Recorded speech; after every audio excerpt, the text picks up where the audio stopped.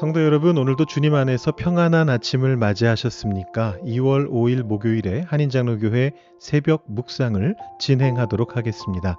오늘은 서혜석 권사님의 부군 되시는 고 김정훈 집사님의 장례 예배가 있는 날입니다. 교회에서 11시에 예배를 하게 됩니다. 오늘도 예보를 보니까요, 날이 많이 춥습니다. 여러분 따뜻하게 입고 오시길 바라고요. 그래도 많이 오셔서 우리 유가족분들을 위로해 주시기를 바랍니다. 오늘은 모세의 출생과 소명을 다루는 출애굽기 2장과 3장을 읽도록 하겠습니다. 자, 오늘 본문 속에는요, 하나님과 모세의 대화 속에 아주 중요한 표현들이 등장을 합니다. 미리 한번 통독 가이드에서 짚어보고요. 그 후에 다시 한번 같은 말씀 가지고 오늘은 한번 묵상을 좀 더 깊이 들어가 보도록 하겠습니다. 자, 이 2장과 3장의 말씀을 하나로 요약한다면 모세가 되기까지라고 말할 수 있겠습니다. 모세는 물에서 건져진 자인데요. 구원받은 자죠. 그러나 그가 남을 구원하는 자가 되는 과정입니다. 자, 우리가 함께 살펴보고자 하는 것은 3장에 있는 두 절인데요. 먼저 첫 번째는 모세의 자기 인식입니다. 자, 모세가 태어나서 처음에는 승승장구하다가 결국은 사람을 죽이고 쫓겨가지 않습니까? 80세가 된 모세는 지금 굉장히 위축되어 있거든요. 그 상태에서 하나님께서 바로에게 가라라고 말씀하셨을 때 모세가 이렇게 대답을 합니다. 내가 누구이기에 바로에게 가며 이스라엘 자손을 애굽에서 인도하여 내리이까? 이렇게 묻죠. 자, 같은 말을 새 번역은 조금 더 강하게 번역했습니다.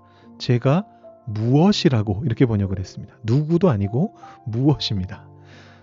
이 누구라고 하는 정체성의 질문을 넘어서서 아주 저는 아무것도 아닙니다. nothing입니다. 라고 말하는 모세의 처절한 자기인식을 잘 드러내고 있는 그런 번역이고요. 두 번째로 우리가 함께 살펴볼 것은 3장 14절에 나오는 하나님의 이름입니다. 자, 모세가 질문했을 때 하나님께서 당신의 이름을 알려주시거든요. 개역개정에서 여러분 너무 잘 아시는 말씀이죠. 나는 스스로 있는 자이니라. 스스로 있는 자가 나를 너희에게 보내셨다 하라. 이렇게 되어 있습니다.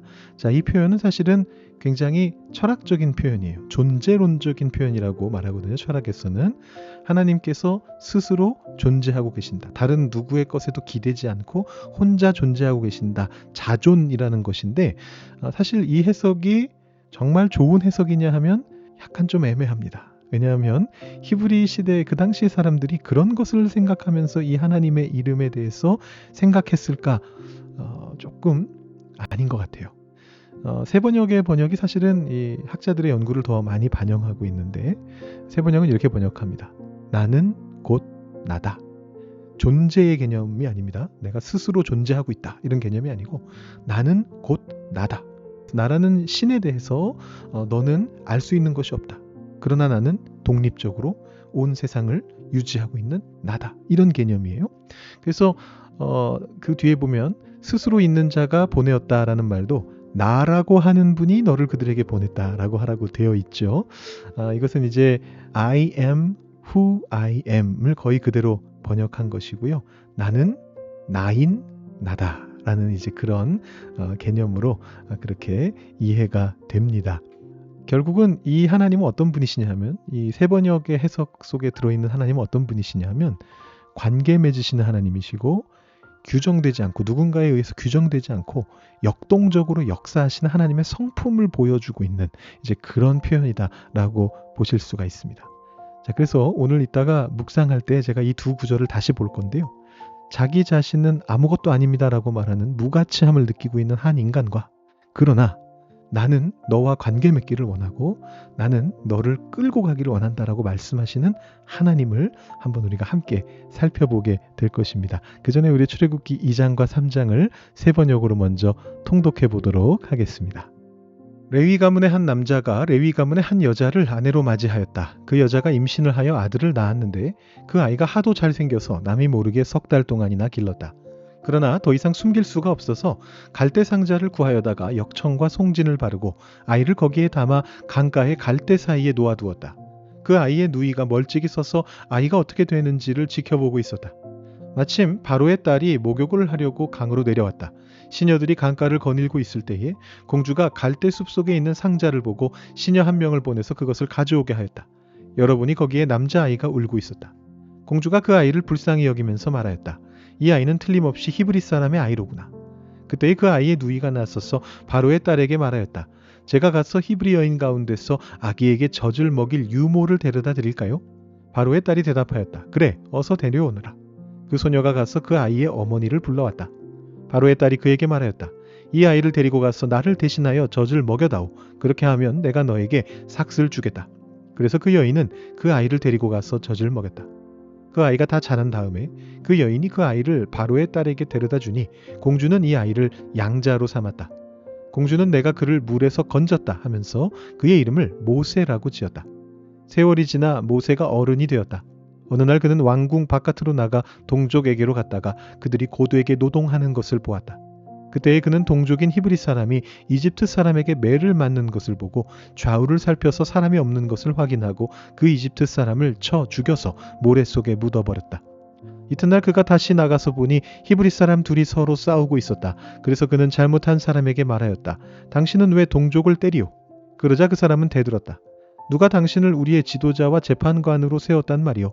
당신이 이집트 사람을 죽이더니 이제는 나도 죽일 작정이오. 모세는 일이 탄로난 것을 알고 두려워하였다. 바로가 이 일을 전하여 듣고 모세를 죽이려고 찾았다. 모세는 바로를 피하여 미디안 땅으로 도망쳐서 거기에서 머물렀다. 어느 날 그가 우물가에 앉아 있을 때이다.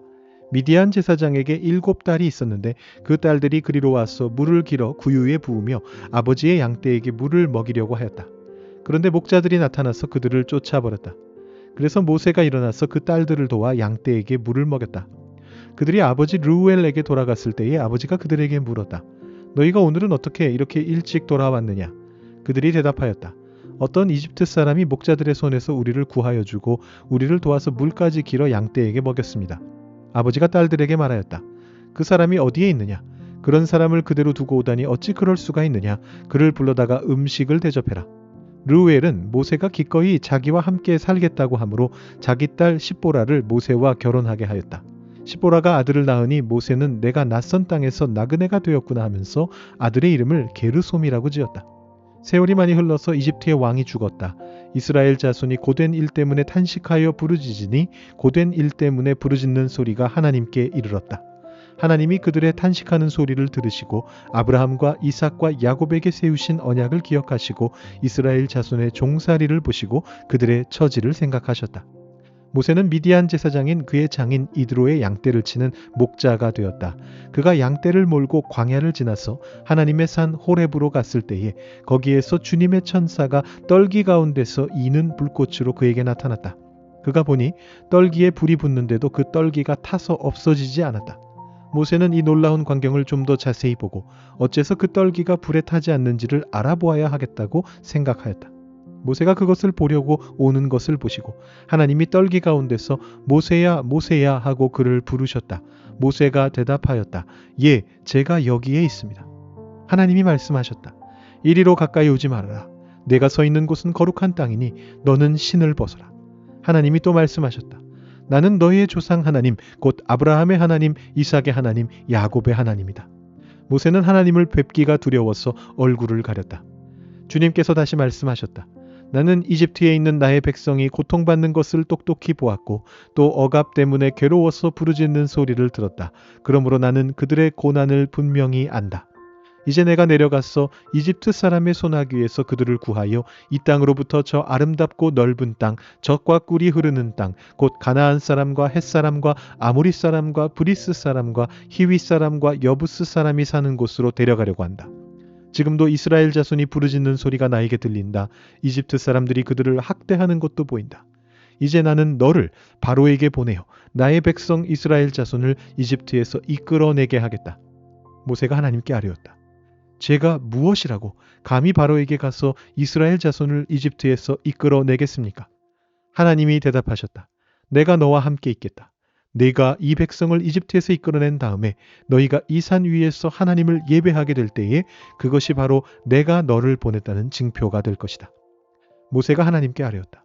제가 이스라엘 자손에게 가서 너희 조상의 하나님께서 나를 너희에게 보내셨다 하고 말하면 그들이 저에게 그의 이름이 무엇이냐 하고 물을 터인데 제가 그들에게 무엇이라고 대답해야 합니까? 하나님이 모세에게 대답하셨다.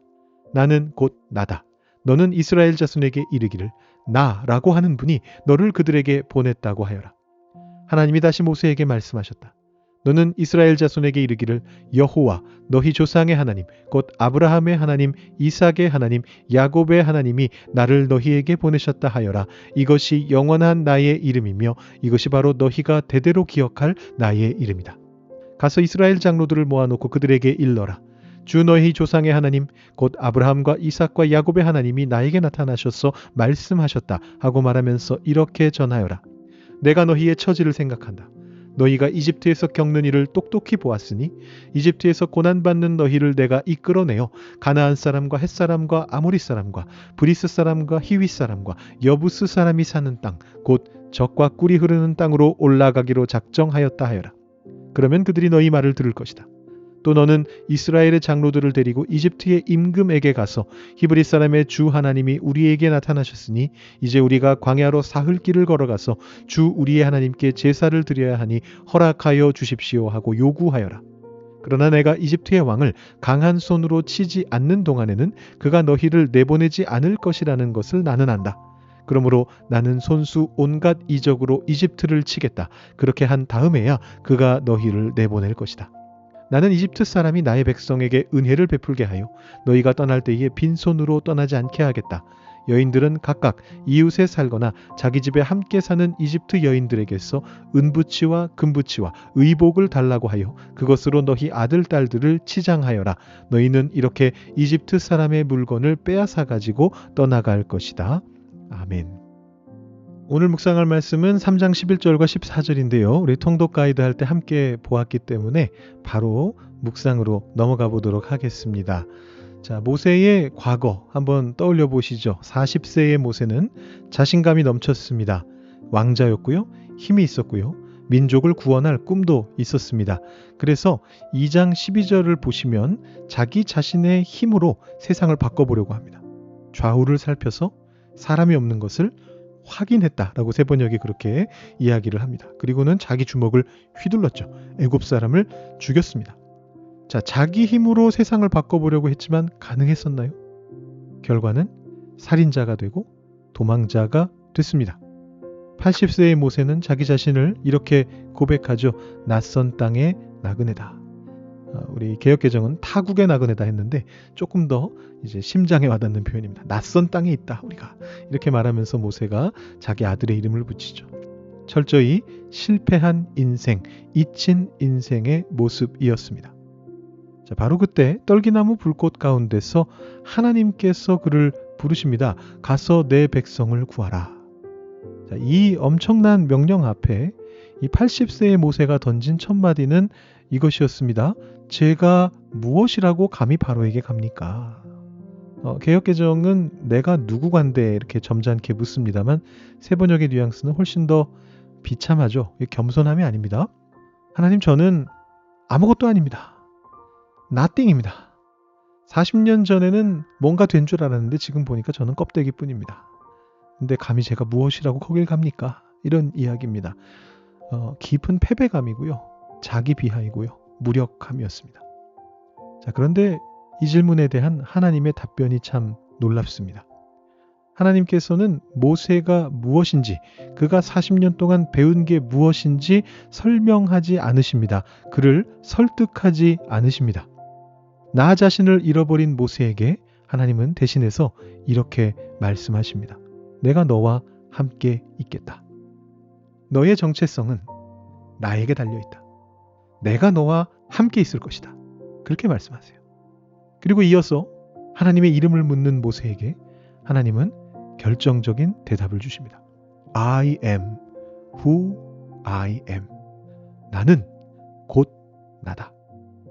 나는 나인 나다. 너는 나에 대해서 완전히 알 수 없지만 나는 나를 온전히 알고 있고 나는 그런 존재로서 너와 함께 있을 것이다. 이렇게 말씀하고 계시는 장면입니다. 모세는 이야기합니다. 저는 아무것도 아닙니다. I am nothing입니다. 제가 무엇이길래 거길 가겠습니까? 말씀하시는데 하나님께서는 말씀합니다. 나는 너를 보낼 것이다. 너와 함께 있을 것이다. 나 자신인 내가, 정체성을 온전히 가지고 있는 내가 너를 보내겠다 라고 그렇게 말씀하고 있습니다. 우리의 빈자리는 위대하신 하나님으로 채워질 때 능력이 됩니다. 이것이 출애굽의 핵심 중에 하나입니다. 구원은 모세가 누구냐에 달려있지 않습니다. 모세를 보내는 분이 누구냐에 달려있습니다. 모세의 그릇은 비어 있어도 상관없습니다. 아니, 비어 있어야 됩니다. 그래야 하나님이, 나이신 분이, 스스로 계신 그분이 그 안에 가득 채워져서 일하실 수 있기 때문입니다.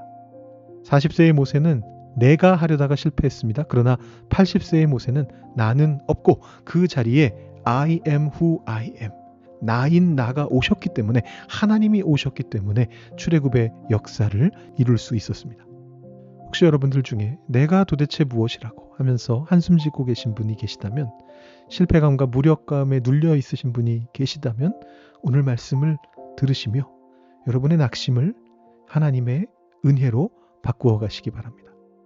내가 nothing이 된 그 자리가 위대하신 하나님을 만날 수 있는 가장 완벽한 자리입니다. 나의 어떠함이 아니라 나와 함께 하시는 하나님의 어떠함을 의지하면서 다시 일어서시는 우리 모두가 될 수 있기를 주님의 이름으로 축복드립니다. 오늘 말씀 다시 한번 생각하면서 묵상해 보시고요. 기도해 보신 후에 오늘 새벽을 주님의 은혜 가운데서 시작하시기 바랍니다.